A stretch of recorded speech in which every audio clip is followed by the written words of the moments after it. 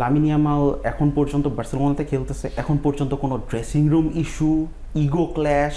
Mbappe এত ছোট বয়সে বিশ্বকাপের মতো জায়গায় এত সফল, টানা 2 বিশ্বকাপের ফাইনালিস্ট এবং লাস্ট বিশ্বকাপে জিততে না পারলেও হ্যাট্রিক করেছে, মানে তার কি ইউসিএলটা খুব জরুরি? মানে যদি ক্যারিয়ারের কথা চিন্তা করি, সে আসলে জিতে ফেলছে।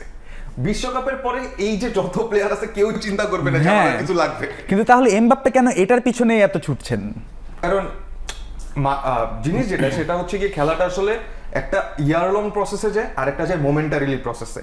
ওয়ার্ল্ড কাপ যেটা সেটা একটা মোমেন্টারিলি প্রসেস, যেখানে আমরা গত ওয়ার্ল্ড কাপে সৌদি আরবকে এটাও দেখছি যে ফার্স্ট ম্যাচে আর্জেন্টিনাকে হারাই দিছে মোমেন্টামের উপর।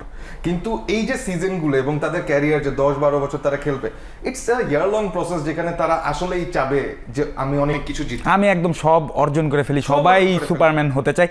এমবাপ্পের প্রসঙ্গ আসলেই কিন্তু লামিন ইয়ামালের প্রসঙ্গটাও অটোমেটিক চলে আসে।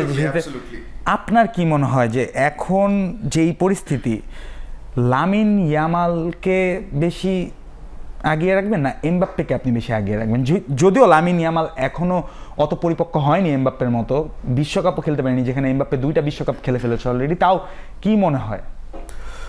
অবভিয়াসলি আমি লামিনকে প্রেফার করব। এটার ফার্স্ট রিজন হলো football is not an individual game.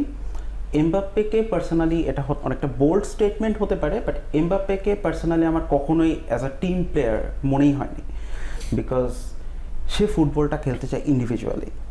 Football is not an individual game. এমবাপ্পেকে কখনোই আমার টিম প্লেয়ার মনে হয় নাই। সেই মোনাকো থেকে শুরু করে পিএসজি এবং বর্তমানে রিয়াল মাদ্রিদ, প্রত্যেকটা ড্রেসিং রুমে সে যখন এন্ট্রি নিয়েছে সেখানে একটা করে কোরাম করেছে, গ্রুপিং করেছে, একটার পর একটা ঝামেলা সে পাঠিয়েছে। Exactly, kind of. অ্যান্ড আপনি কিছুক্ষণ আগে মেনশন করলেন ওয়ার্ল্ড কাপের কথা।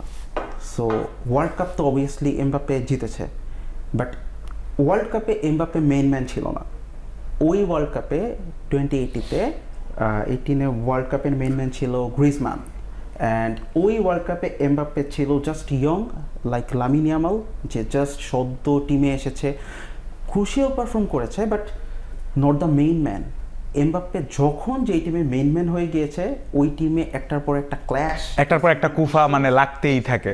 বাট লামিন ইয়ামালের কেসটা totally opposite we can say, because Lamine Yamal এখন পর্যন্ত বার্সেলোনাতে খেলতেছে, এখন পর্যন্ত কোনো dressing room issue, ego clash.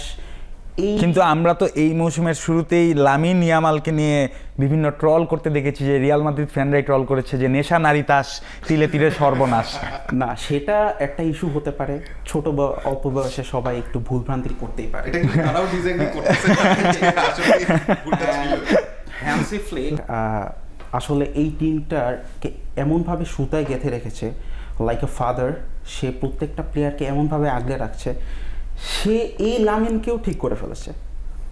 এই অল্প বয়সে সে যা করেছিল, ওই সময়টাতে যা ভুলভ্রান্তি ছিল, তার পারফরমেন্সের উপরে সেটা ইফেক্ট ফেলেছিল। বাট আমরা সিজন যত সামনে আগাচ্ছিল, আমরা দেখতে পাচ্ছিলাম যে লামিন একটা ইনজুরিতে চলে গেল, ব্যাক করলো, আবার ইনজুরিতে যাচ্ছে, পারফর্ম করতে পারছে না, ফ্যানরা বু দিচ্ছে, আপনার যারা আমাদের রাইভাল আছে তারা প্লে কার্ড নিয়ে বের হয়ে যাচ্ছে যে লামিন ইয়ামাল ইজ ফিনিশড।